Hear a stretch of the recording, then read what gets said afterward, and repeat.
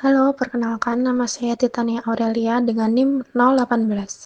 Saya Desi Ratulia dengan NIM 016. Perkenalkan saya Razik Nabil Akra dengan NIM 2023 102 203 11023. Halo semua, dalam kesempatan ini kita akan membahas undang-undang yang berkaitan dengan ketersediaan pangan dan krisis pangan di Indonesia. Sebenarnya, undang-undang utama yang menjadi dasar adalah Undang-Undang Nomor 18 Tahun 2012 tentang pangan. UU ini menegaskan bahwa negara memiliki kewajiban untuk menjamin ketersediaan, keterjangkauan, dan konsumsi pangan yang cukup aman, bermutu, dan bergizi seimbang. Disinilah ditegaskan konsep kedaulatan pangan, kemandirian pangan, dan juga ketahanan pangan sebagai fondasi utama menghadapi ancaman krisis pangan. Sebelum itu, Indonesia juga pernah memiliki Undang-Undang Nomor 7 Tahun 1996 tentang pangan. Namun, kemudian dicabut dan digantikan dengan UU Pangan 2012 agar lebih relevan dengan tantangan global yang ada. Selain UU Pangan, ada juga beberapa regulasi penting lainnya. Yang pertama, itu ada Undang-Undang Nomor 41 Tahun 2009 tentang pelindungan lahan pertanian pangan berkelanjutan, serta untuk memastikan lahan pertanian tetap terjaga agar tidak beralih fungsi secara berlebihan sehingga ketersediaan pangan jangka panjang akan tetap terjamin. Kedua itu ada Undang-Undang Nomor 18 Tahun 2009 tentang peternakan dan kesehatan hewan yang kemudian diperbaharui dengan UU Nomor 41 Tahun 2014. Regulasi ini penting karena mengatur pangan asal hewan, mulai dari produksi hingga jaminan keamanan dan kesehatan. Ketiga, Undang-Undang Nomor 13 Tahun 2010 tentang hortikultura yang mendukung ketersediaan buah, sayuran, dan tanaman obat sekaligus mendorong diversifikasi pangan. Keempat, Undang-Undang Nomor 39 Tahun 2019 tentang perkebunan. UU ini mengatur komoditas perkebunan seperti sawit, kakao, dan kopi yang selain berfungsi sebagai bahan pangan juga menjadi sumber ekonomi strategis. Selain itu, ada pula Undang-Undang Nomor 32 Tahun 2009 tentang pelindungan dan pengelolaan lingkungan hidup. Meskipun tidak langsung mengatur pangan, UU ini berperan penting dalam menjamin produksi pangan dilakukan secara berkelanjutan dan ramah lingkungan. Serta yang terbaru, itu ada Undang-Undang Cipta Kerja Nomor 11 Tahun 2020 serta perubahannya pada UU Nomor 6 Tahun 2023. UU ini membawa perubahan pada beberapa sektor pangan dan pertanian dengan tujuan meningkatkan investasi dan efisiensi. Meskipun masih menimbulkan perdebatan terkait perlindungan lahan dan lingkungan, namun dengan memahami berbagai regulasi ini, kita bisa melihat bahwa pangan bukan sekedar urusan produksi dan konsumsi, melainkan juga berkaitan erat dengan hukum, lingkungan, dan keberlanjutan bangsa.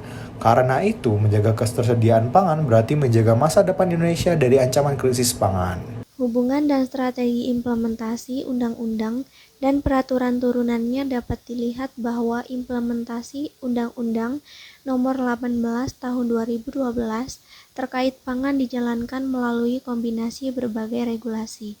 Antara lain Peraturan Pemerintah Nomor 17 Tahun 2015 tentang penyelenggaraan cadangan pangan pemerintah, Peraturan Pemerintah Nomor 86 Tahun 2019 tentang keamanan pangan, Perpres Nomor 125 Tahun 2022 tentang CPP, serta berbagai perpres lainnya yang mengatur diversifikasi pangan lokal, percepatan inovasi pertanian, dan regulasi di sektor pertanian maupun perikanan.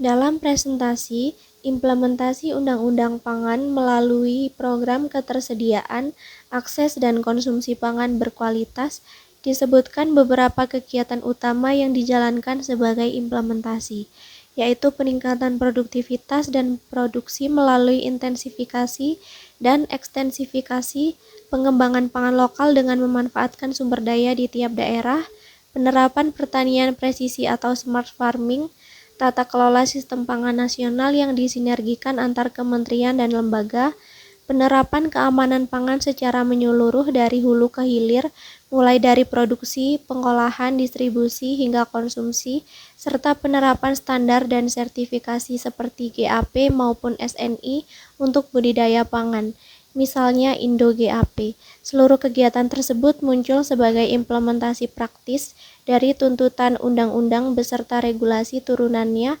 agar ketahanan pangan dapat diwujudkan secara nyata. Beberapa kasus pelanggaran pangan di Indonesia menunjukkan bagaimana praktik curang dapat mengganggu ketersediaan dan keterjangkauan pangan bagi masyarakat. Misalnya, pada tahun 2013, Satgas Pangan Sumatera Utara menemukan dugaan penimbunan 75,6 ton minyak goreng merek Minyak Kita di gudang distributor di Medan. Sementara di Deli Serdang pada tahun yang sama terungkap penyimpanan 1,3 juta liter minyak goreng yang berpotensi menimbulkan kelangkaan di pasaran. Kasus lain terjadi pada tahun 2025 ketika Baris Krim Polri mengungkapkan praktik pengoplosan 58,9 ton beras premium dengan kualitas yang tidak sesuai standar, sehingga merugikan konsumen karena mutu produk jauh di bawah label yang tertera. Jika dikaitkan dengan Undang-Undang Nomor 18 Tahun 2012 tentang pangan, kasus penimbunan ini jelas melanggar pasal 52 sampai 53 yang melarang pelaku usaha menimbun pangan pokok melebihi jumlah maksimal karena dapat menimbulkan gejolak harga. Undang-undang tersebut juga mengamanatkan bahwa distribusi pangan harus menjamin pemerataan dan keterjangkauan bagi seluruh masyarakat. Sementara itu, kasus beras oplosan melanggar ketentuan mengenai mutu dan keamanan pangan yang wajib dijaga agar sesuai standar gizi serta tidak merugikan konsumen. Adapun PP Nomor 17 Tahun 2025 tentang ketahanan pangan dan gizi mempertegas kewajiban pemerintah pusat maupun daerah untuk menjaga cadangan pangan, menjamin distribusi yang merata, serta mengantisipasi krisis pangan melalui pengendalian pasokan dan harga. PP ini mengatur secara rinci tentang cadangan pangan pemerintah dan pemerintah daerah yang harus disiapkan untuk menanggulangi kelangkaan, gejolak harga, bencana, maupun keadaan darurat. PP ini juga menekankan pentingnya penganekaragaman pangan dan perbaikan gizi masyarakat agar ketahanan pangan tidak hanya diukur dari ketersediaan beras, tetapi juga dari pemanfaatan pangan lokal yang beragam dan bergizi seimbang.